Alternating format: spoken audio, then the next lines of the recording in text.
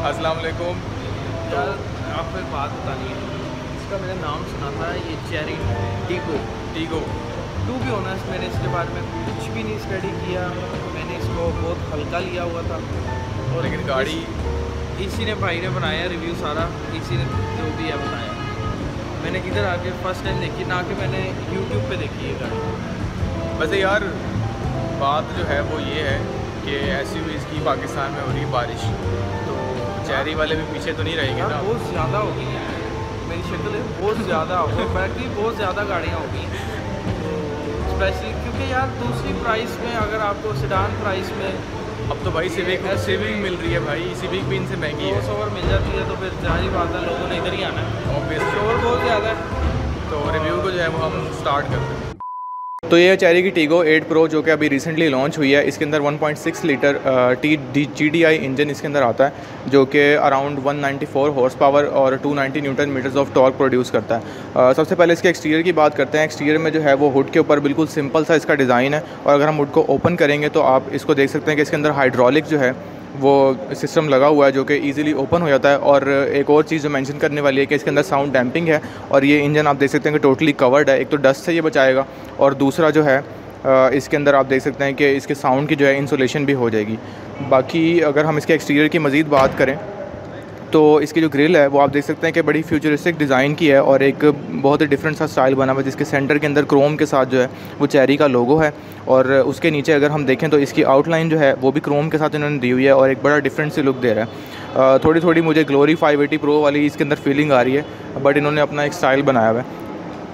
मज़ीद अगर हम नीचे चलें तो यहाँ पर सबसे पहली चीज़ जो मैं आपको दिखाऊंगा कि वो यहाँ पर इसका रडार सिस्टम लगा हुआ है, जो कि तकरीबन सिमिलर है ओशान X7 के साथ, और उसकी हॉरिजॉन्टल लाइंस के साथ अगर हम नीचे देखें तो यहाँ पर डिफ्यूज़र स्टाइल की फ्रंट लिप भी इन्होंने दिया हुआ है। और मज़ीद अगर हम इसके साइड प्रोफाइल के यहाँ से बात करें तो ऊपर आप लाइट्स देख सकते हैं कि इसके अंदर सबसे पहले तो इंडिकेटर्स चल रहे हैं, तो वो मैं दिखा देता हूँ कि ये जो डायनामिक इंडिकेटर्स हैं जिसके अंदर जो LED बार्स लगी हुई हैं, जो बड़ी खूबसूरत डिज़ाइन दे रही हैं। और अगर इसके DRLs की इसकी बात करें तो यहाँ पर आपको जो दो ये लाइन्स नज़र आ रही हैं, ये गाड़ी के DRLs हैं, और कम्प्लीटली LED लाइट्स हैं, और इसकी जो हेडलाइट्स हैं वो प्रोजेक्शन LED हेडलैम्प्स हैं इसके बाई बीम के साथ। नीचे अगर हम चलें तो यहाँ पर आप देख सकते हैं कि यहाँ से अली आपको दिखाएगा कि ये वेंट प्रॉपर बनी हुई है, जो कि इसके एयर फ्लो के लिए इन्होंने बनाई हुई है।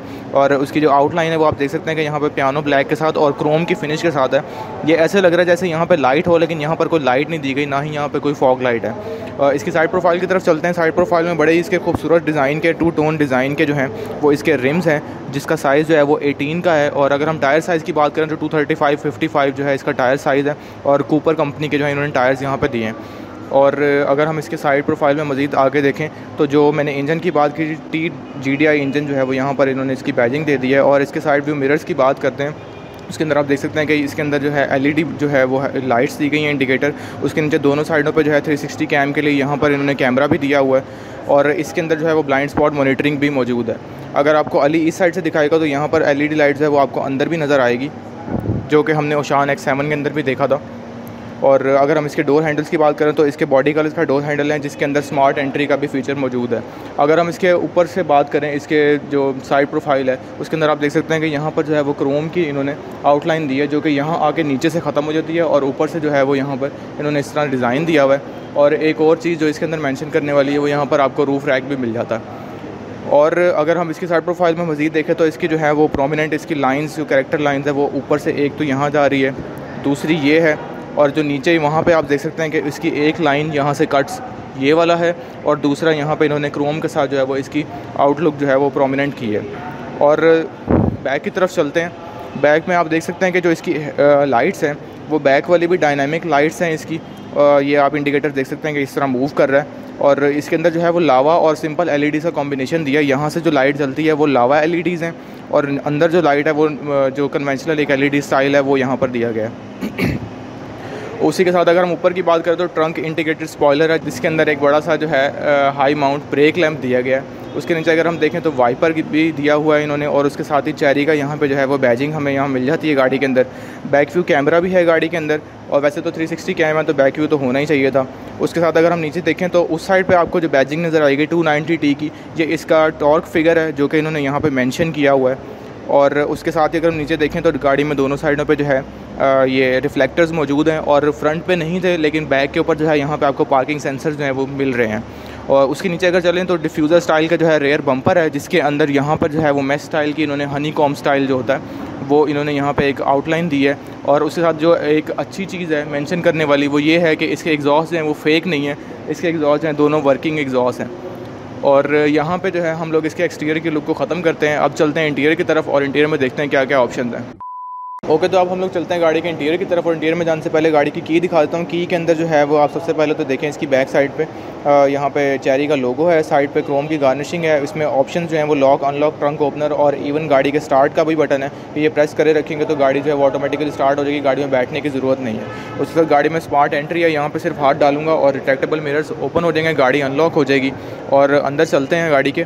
और सबसे पहले जो आपको मैं चीज़ दिखाना चाहता हूँ वो ये है कि गाड़ी का ये डोर की फिनिश देखें आपके, इसमें काफ़ी अच्छी है। और यहाँ पे लेदर की पैडिंग हुई हुई है और यहाँ पे एक डिफरेंट सा डिज़ाइन है जो इस तरह यहाँ तक दिया हुआ है इन्होंने। यहाँ पे आप देख सकते हैं सेंट्रल लॉकिंग के जो है बटन्स हैं, क्योंकि यहाँ पर इधर कोई बटन इन्होंने नहीं दिया हुआ। बाकी अगर मिरर्स की कंट्रोल देखें वो भी यहीं पर डोर पैनल के अंदर दे दिए हैं। और ऑल ऑटो जो है इसके मिरर्स हैं और इसके मिरर्स जो हैं वो एंटी पिंच वाले हैं कि अगर आपका हाथ बीच में आता है तो वो ऑटोमेटिकली नीचे हो जाएंगे। नीचे की तरफ अगर देखें तो इस साइड पे यहाँ पे स्पीकर है और टीको की जो है वो यहाँ पे बैजिंग है और बॉटल होल्डर भी है और छोटा सा फाइल का भी सेक्शन है। दूसरी चीज़ अगर यहाँ पे देखेंगे तो वेलकमिंग लाइट जिसके अंदर टीको जो है वो ग्लो कर रहा है वो भी यहाँ पे दी गई है। और इसकी अगर मैं सीट्स की बात करूँ तो इलेक्ट्रिक सीट्स हैं ड्राइवर पैसेंजर दोनों की। और उसके अंदर मेमोरी फंक्शन भी है जो कि इस लेवल की गाड़ी में मैंने अभी तक नहीं देखा है। ये पहली गाड़ी जिसमें मेमोरी फंक्शन है और 6 वे इलेक्ट्रिक सीट्स हैं लंबर सपोर्ट के साथ। गाड़ी की इस साइड पे चलते हैं और एसी की वेंट्स को आप पहले देखें कि यहाँ पे इन्होंने बड़ा डिफरेंट सा जो है वो डिज़ाइन बनाया हुआ है एसी की वेंट्स का, और जिसके अंदर यहाँ पर भी लेदर की पैडिंग की हुई है। उसके साथ ही अगर नीचे देखें ऑप्शंस की बात करें तो इसकी हेडलाइट्स जो हैं वो यहाँ से आप ऑटोमेटिकली एडजस्ट कर सकते हैं। और उसके साथ जो है वो ट्रंक ओपनर का बटन है, यहाँ पे डाउन हिल असिस्ट का है और स्टार्ट स्टॉप यहाँ से आप ऑन ऑफ कर सकते हैं। इस साइड पे आते हैं, स्टीयरिंग व्हील की बात करते हैं। डी शेप स्टीयरिंग व्हील है जो कि स्पोर्टी लुक देता है गाड़ी को। यहाँ से फ्लैट बॉटम है इसका और जो है 4 स्पोक स्टीयरिंग व्हील है जिसके अंदर ऑप्शन की अगर हम बात करें तो क्रूज़ कंट्रोल के ऑप्शन लेफ्ट साइड पे हैं, नॉर्मली ये इस साइड पर होते हैं लेकिन इस गाड़ी में यहाँ पर दिए गए हैं। और मल्टीमीडिया जो है वो राइट साइड पर दिया हुआ है और लेकिन वाइपर्स जो हैं वो सीधे हैं इसके और जो टर्न सिग्नल्स हैं वो भी सही हैं इसके जो नॉर्मल होने चाहिए। मीटर की अगर बात करें तो मीटर जो है वो टोटली LED इसका जो है स्क्रीन लगी हुई है, जिसको मैं ओपन कर लेता हूँ गाड़ी को।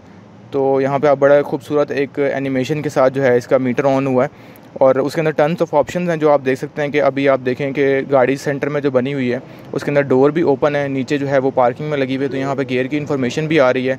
और ड्राइविंग मोड जो है उसका बटन इस साइड पे मैं आपको दूसरी साइड पे दिखा दूँगा, लेकिन अभी नॉर्मल थी, ये स्पोर्ट करेंगे तो ये रेड हो जाएगा पूरा मीटर।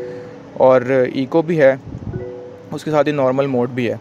मज़ीद अगर देखें तो हीट की गेज भी वहाँ पर दी हुई है और फ्यूल का जो है वो भी यहाँ पर इन्होंने दिया हुआ है। उसके साथ अगर ऑप्शंस की बात करें तो अभी जो ऑप्शन आपके सामने आया है वो ऑप्शन इसका टायर प्रेशर मॉनिटरिंग सिस्टम का है कि आपको हर टायर की जो है वो इन्फॉर्मेशन दे रहा है ये।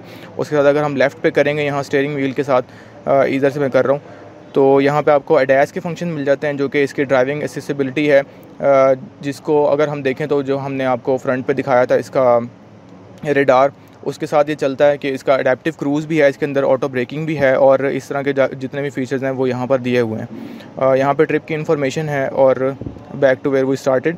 उसके साथ ही अगर हम मज़ीद अगर चलें तो दूसरी साइड पर देखते हैं और वहाँ पे देखते हैं क्या क्या ऑप्शन हैं।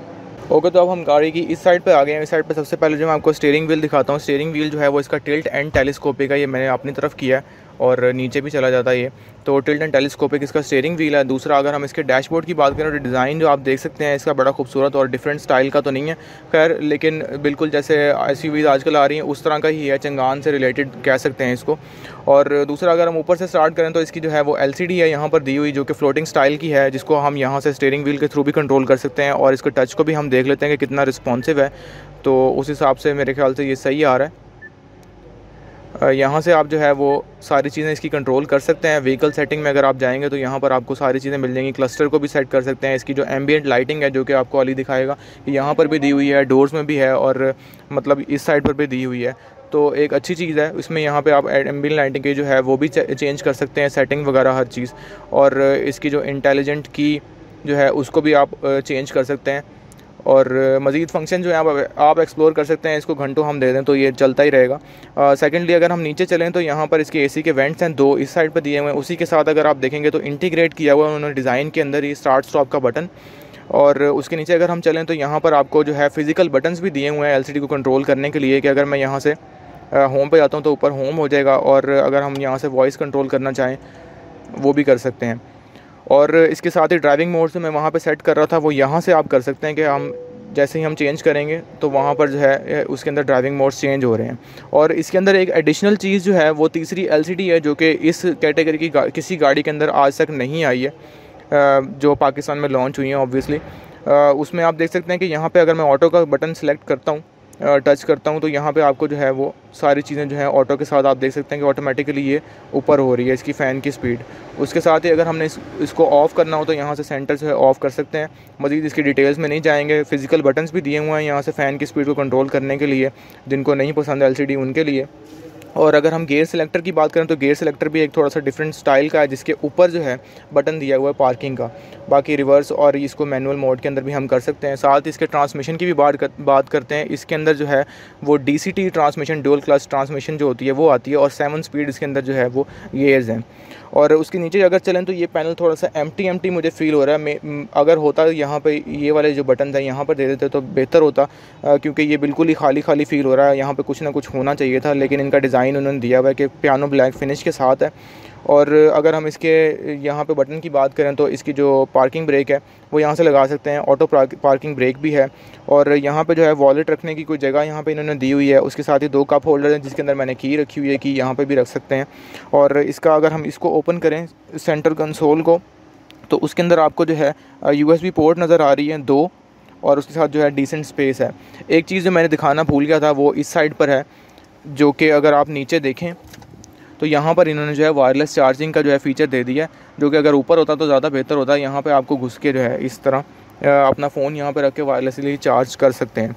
मज़ीद अगर हम इसके ग्लव बॉक्स की बात करें तो वो इस तरह जो है ओपन होता है, और इसकी स्पेस जो है वो आप देख सकते हैं कि डिसेंट साइज़ है, बहुत ज़्यादा भी नहीं है, बहुत कम भी नहीं है। उसके साथ अगर हम इसके सनवाइज़र्स की बात करें तो उसके अंदर LED लाइट्स हैं, जो कि इसको ओपन करने साथ ही इसके मिरर को ओपन करते साथ ही ये ऑन हो जाती हैं।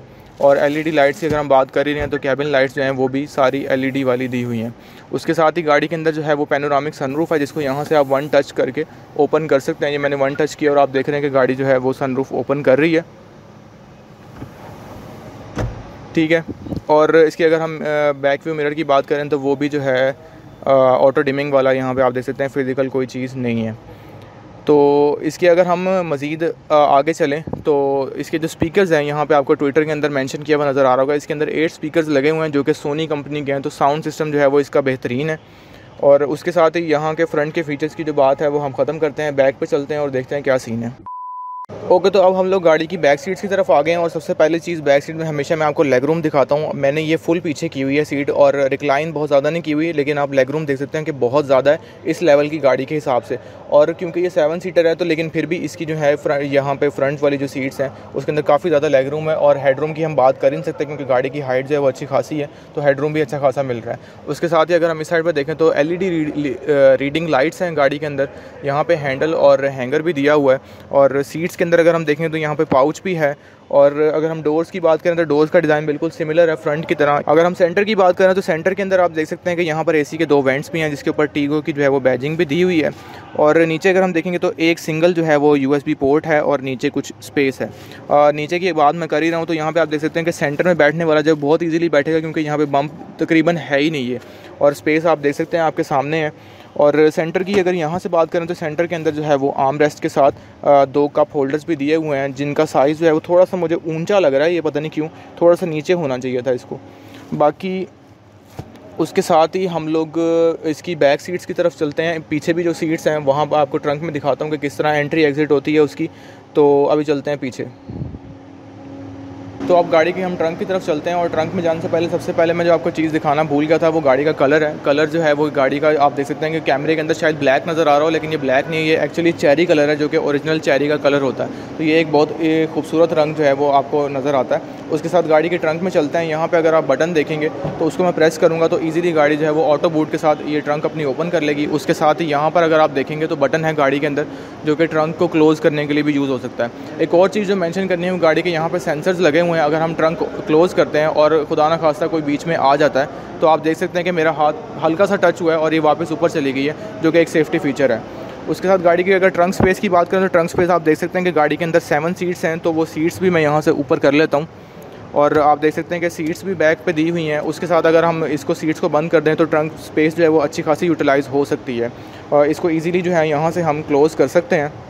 और यहाँ पे अगर आप देखेंगे तो गाड़ी के अंदर एसी के वेंट्स भी दिए हुए हैं जो पिछली 2 सीट्स हैं उनके लिए, जो कि एक अच्छी चीज़ है। उसके अंदर डायल भी है कि आप फ़ैन की स्पीड को कंट्रोल कर सकते हैं। उसके साथ ही कप होल्डर भी है और छोटी सी स्पेस भी दी हुई है।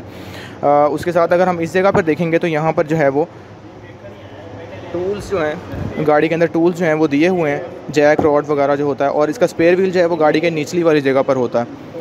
बूट को यहाँ से हम क्लोज़ करते हैं और गाड़ी की जो प्राइस है वो नीचे मेंशन हो रही होगी। उसके साथ ही हम लोग रिव्यू को जो है वो ख़त्म करते हैं। अल्लाह हाफ़िज़।